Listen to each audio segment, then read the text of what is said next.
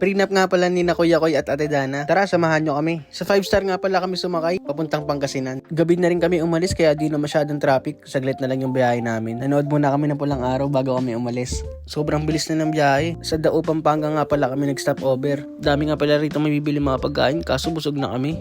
Kinaumagahan na nga to. Di na kami nakapag-video pagkarating namin kasi napagod na rin kami. Papunta na kami sa Malico, San Nicolas. Doon kasi isushoot yung prenup. Medyo nakakatakot yung mga daanan dito kasi nag-landslide pa. Dahil sa bagyo to ng mga nakaraan. Sobrang ganda ng mga tanawin dito. Solid na solid. Gusto nga namin sa likod ng pickup kaso nga lang medyo mainit. Masakit sa balat. Pero malamig naman yung simoy ng hangin dito. Parang bagyo lang. Dito nga pala yung unang venue na pagsushootan. Sobrang lamig dito kasi nasa tuktok kami na bundok. Siniset up na rito yung gagamitin para sa unang shoot. Solid talaga yung quality. Kung gusto nyo mapanood, punta kayo sa page ni Kuya Mark Fontanilla, Photography and Films. Ito nga pala yung Facebook page niya. Ganda talaga mag-shoot sa lugar na to.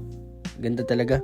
Totoong tangke pala to, ginamit to nung unang siglo. Inakyat ko na rin para alam ko pili ng mag-isundalo. Kung gusto nyo gumawa, ito yung recipe. Nakapagod umakyat, sobrang taas. Unang venue pa lang, dami ng pagod. Dito kami kumain sa Malico Viewpoint. Solid rito, kumakain ka na, may view ka pa. Saan ka pa? Pagkatapos namin kumain, nagpahinga lang kami tapos pumunta na kami sa pangalawang venue. Nagpaana ako rito kasi naka-black shoes lang ako. Ganda ng waterfalls dito. Hidden gem. Pwede mag-shoot dito kasi walang tao. Kaso sobrang lamig ng tubig dito. Pero solid rito pag naligo ka. Tanggal lahat ng stress mo sa katawan. Parang lokal lang ah. Dito na pala yung huling venue. Ganda ng kapihan na to tapos ang sarap pa ng mga kape. Mababait din yung mga staff dito. Magagaling din pala yung mga makeup artist nila. Sea salt tsaka latte nga pala in-order namin dito. Nakisama yung panahon pumunta kami rito.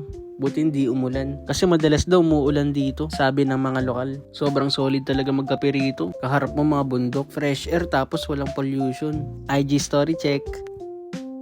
Ito na pala yung huling scene. Galing mag-video ni Kuya Mark. Pauwi na kami. Dito kami sa labas pumesto kasi maganda yung view. Sobrang lamig. Sakto sunset to. Sulit na sulit yung araw. Walang tapon. Sobrang enjoy talaga. Sana makabalik ulit kami rito sa susunod. Salamat sa panonood. Sa susunod po ulit.